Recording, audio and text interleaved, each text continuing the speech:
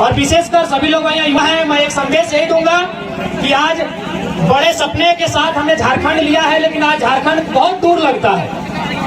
एक नारा गूंजता है कि कैसे लिया झारखंड, तो लोग कहते हैं लड़के लिया झारखंड, मर के लिया झारखंड, कट के लिया झारखंड। झारखंडी मरा है, झारखंडी लड़ा है, तब झारखंड बना है, तब झारखंड बढ़ा है।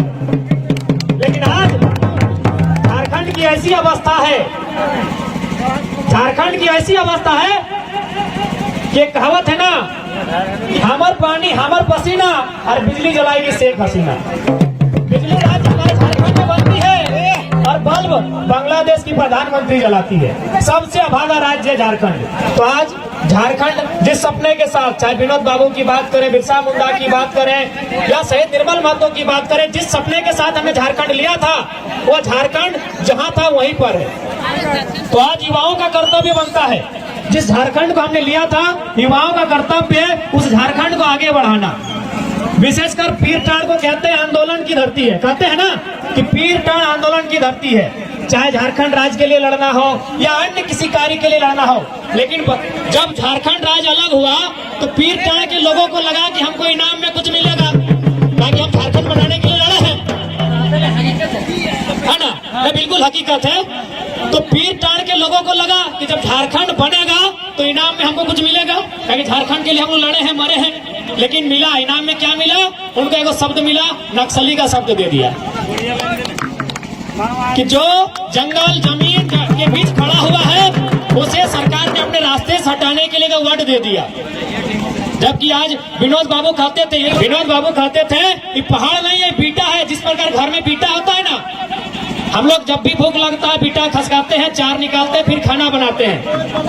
हाँ, तो ठीक उसी प्रकार ये पहाड़ बीटा है, ये हमको जंगल से बहुत सारा चीज देता है, पात देता है, पाला देता है, फल देता है, ये हम लोग इसके रक्षक हैं। लेकिन आज दुर्भाग्य है, जो इसकी रक्षा करता है उसको सरकार विद्रोही कहती है। तो भगत सिंह की जीवनी में वो किताब है, उसका पेज नंबर 99 में लिखा है, भगत सिंह कहते हैं कि विद्रोही उसे कहते हैं जो सरकार से जनता के अधिकार के लिए लड़े, जो सरकार से जनता के अधिकार के लिए लड़े, उसे विद्रोही कहा जाता है। लेकिन आज उसके बाद भगत सिंह कहते थे कि आज अगर अंग्रेजों से हम तो आजादी ले लेंगे, आजादी अंग्रेजों से हम ले लेंगे, पर क्या ये आजादी गांव गरीब किसान तक जाएगी? आज भी देखिएगा, अगर पीर टाड़ का कोई एगो साधारण आदमी, किसान वर्ग का आदमी, एक मजदूर आदमी बड़ा बाबू वीडियो के सामने जाता है तो ऐसे खड़ा होता है, बोली हजूर काहे बुलाए हैं? अरे वो कोयला चोर जाता है ना तो रंगदारी से कुर्सी में बैठाता है। तो आम आदमी आज भी आजाद है क्या? आज भी आजाद है क्या इस देश में? आज भी आजाद नहीं। तो उनके सपनों के, बिरसा मुंडा के सपनों का झारखंड, भगत सिंह के सपनों का भारत तभी बनेगा जब आने वाली युवा पीढ़ी खेल कूद के साथ साथ अपने अधिकारों को जानेगी। और यहाँ माताएं बहनें भी हैं, लड़कियां भी हैं। तो पहले मैं लड़कियों से क्वेश्चन रहेगा मेरा कि एगो देखिए गाना बजता है कि पूजवा बदल गली रे, तो पूजा को बुरा लगता है कि नहीं लगता है? लगता होगा, ठेस पहुंचता है ना। लेकिन आप कुछ नहीं करते हैं क्योंकि आपको राइट मालूम नहीं, आपको अधिकार नहीं मालूम है। भारतीय दंड संहिता, इंडियन पेनल कोड सेक्शन 294 294 कहता है आप कोई ऐसा गाना नहीं बजा सकते हैं जो कि स्त्री की भावनाओं को ठेस पहुंचेगा। आप कानून जानते ही नहीं है। इसलिए विनोद बाबू ने कहा था पढ़ो और लड़ो। अगर पूजा कानून जानती तो उन पर वो मुकदमा करती, उनको जेल के भीतर डालती जो गाना बजाते हैं पूजवा बदल गए।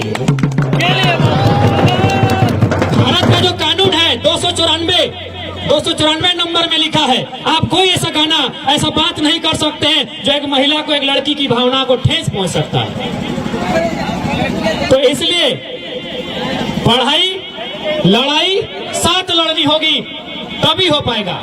और एक बात है, अरे भाई गांव का आदमी विद्रोही क्यों ना बने? आज भी देखिए मंत्री का बेटा मंत्री बनता है, तो किसान का बेटा, गांव का बेटा, गरीब का बेटा उस परिस्थिति में क्या बनेगा? कर्मा महतो जैसा ही लड़ने पर मजबूर होगा कि नहीं होगा? आप भले उसे क्या नाम दें, आप उसे विद्रोही कहें, सनकी कहें, सरफिरा कहें, फर्क नहीं पड़ता है। लेकिन जब तक देश में ऐसा कानून होगा कि अमीर अमीर होता जाएगा, गरीब गरीब होता जाएगा, कर्मा महतो जैसे विद्रोही बनते रहेंगे। तो इसलिए अगर सरकार चाहती है विद्रोही कोई ना बने, सब लोग हंसी खुशी अपने घर में जीवन यापन करें, तो असमानता को दूर करना होगा। बेंगलोर की एक घटना है, एक लड़का को 9 साल जेल में रखा गया, कारण था उसके पास भगत सिंह की किताब मिली थी। क्या भारत देश में भगत सिंह को पढ़ना गुनाह है क्या? नहीं। बिरसा मुंडा के बारे में जानना गुनाह है क्या? नहीं। लेकिन ये जो सरकार है ना, ये जानती है कि जितने लोग बिरसा मुंडा भगत सिंह को पढ़ेगा ना, लोग सत्ता के खिलाफ आवाज करेगा। क्योंकि अंग्रेज, बेशक अंग्रेज गोरे अंग्रेज चले गए हैं, भारत देश से गोरे रंग के अंग्रेज चले गए हैं, लेकिन भूरे रंग के अंग्रेज जिसे पूंजीपति वर्ग कहते हैं आज भी देश में कायम है। आज भी गरीब आदमी डर डर के जिंदगी जी रहा है। तो ये सब हमें मुक्ति तभी मिलेगी जब हम अपने अधिकारों को जानेंगे। जब हमने अधिकारों को जानेंगे, लड़ेंगे। क्योंकि सीधा कहा गया है, कैसे मिला झारखंड? लड़ के मिला झारखंड, मर के मिला झारखंड, कट के मिला झारखंड। झारखंडी मरा है, झारखंडी लड़ा है, तब झारखंड बना है, तब झारखंड जिला है। तो हमारा दायित्व फिर बनता है उस झारखंड को बना के रखने का। माटी और बन कि चंद कौड़ी के लालच में मिट गए मेरे माटी और बन, छोड़ मेरी मातृभूमि का हुआ मेरा विस्थापन। आज दर दर भटक रहा हूँ रोजी रोटी और मकान के लिए, मेरा झारखंडी होना काफी है मेरी पहचान के लिए, मेरा झारखंडी होना काफी है मेरी पहचान। और विशेषकर युवा पीढ़ी आपसे यही कहेंगे कि आप पढ़ें और अधिकार के लिए लड़ें। अभी देखिए वो गाना बज रहा है, लड़का लोग बजाता है कि रहा लाल दिल धनी रानी बानी के। तो एक बात याद रखिएगा, आप किसी का दिल में नहीं अटेंगे और ना आपका दिल में कोई अटेगा। कि दिल का साइज होता है 12 सेंटीमीटर और मेरा साइज है 170 सेंटीमीटर। 170 सेंटीमीटर वाला आदमी 12 सेंटीमीटर दिल में अटाएगा क्या? नहीं। लेकिन ये सच्चाई है, आप किसी महिला के दिल में रहे या ना रहे, 9 महीना किसी अपनी जो माँ है उसके कोख में रहे है, ये सच्चाई है। कोई किसी महिला के दिल में जगह नहीं बनता। ये जो प्रेम, ये जो करते हैं, ये भावना है। सच्चाई इसमें है कि दिल में रखने वाली बात, 12 सेंटीमीटर के दिल में हमको कोई 170 सेंटीमीटर हमको नहीं रखेगा। लेकिन मेरी माँ ने मुझे आपको 9 महीना कोख में रखा है, ये सच्चाई है। तो इसलिए हमारा कर्तव्य, पहला कर्तव्य बनता है उस माँ के लिए जिसने मुझे 9 महीने कोख में रखा है, और दूसरा कर्तव्य बनता है मातृभूमि के लिए, मेरी झारखंड के लिए मेरा दूसरा कर्तव्य। पहला कर्तव्य मेरी माँ के लिए। तो इसलिए ये रहा हाल दिले धनी रानी बहन के उदास सॉन्ग या दुखी में जो गीत गाने लगे आप लोग, इसे बंद कीजिए। हमारा कर्तव्य पहले जननी फिर जन्मभूमि, तब जाके मेरे सपनों का झारखंड, मेरे पुरखों के सपनों का झारखंड पूरा हो पाएगा। और यहाँ महिलाएं हैं, मैं माताओं से एक संदेश कहना चाहूंगा कि अगर पिता शराबी होगा ना तो समाज को नुकसान नहीं होता है। पिता अगर शराबी हो जाए और शाम को पिएगा, दिन को ठीक हो जाएगा। लेकिन माता अगर अंधविश्वासी हो गई, माता अगर जानकार नहीं हुई, माता अगर पढ़ी लिखी नहीं हुई, तो आने वाला पीढ़ी भी गुलाम पैदा होगा। आप लोग लुगा बुहाए थे, लुगा बुहा इधर चला था, अरे तो ले दे के मैंने सब गांव के लोग के मैंने कुर्मी आदिवासी के घर में मेहरारू लुगा बहते की, ये सब अंधविश्वास है, इसमें कोई सच्चाई नहीं है। हम अपना को छोटा घटना बताते हैं।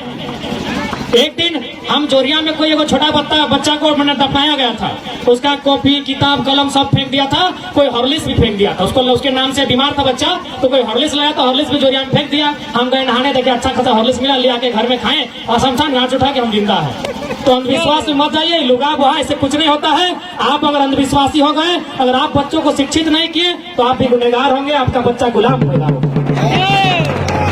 पिता अगर पिया दारू, फर्क नहीं पड़ता है कि अगर 20 दिन तक नहीं पिएगा वो ठीक हो सकता है। लेकिन माँ अगर अंधविश्वासी बन गई, माँ अगर अशिक्षित होगी, तो उसका बेटा अंधविश्वासी होगा, उसका बेटा गुलाम होगा।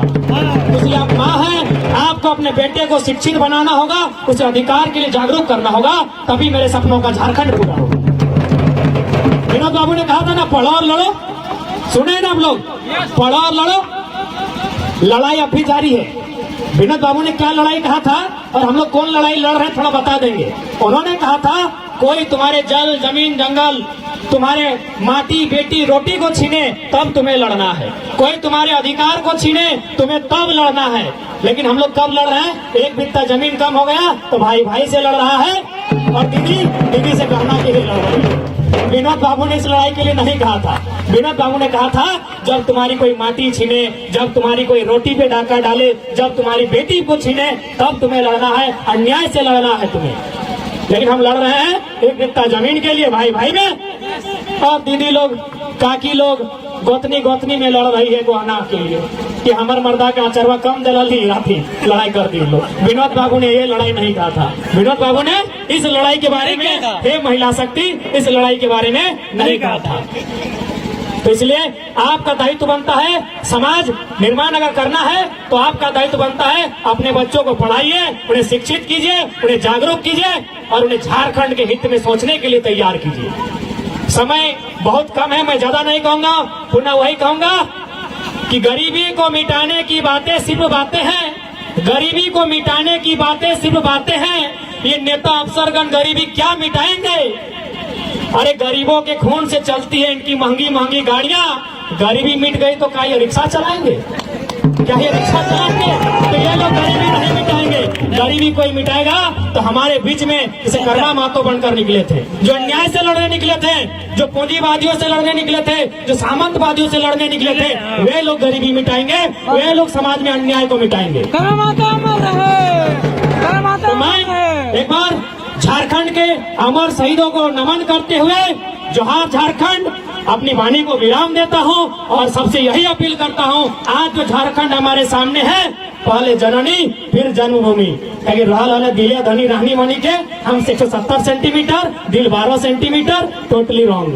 12 सेंटीमीटर के दिल में नहीं हटेंगे 170 सेंटीमीटर वाले। इसीलिए अगर सोचना है तो उस माँ के बारे में जिसे 9 महीने कोख में रखा है, और ये सच्चाई है।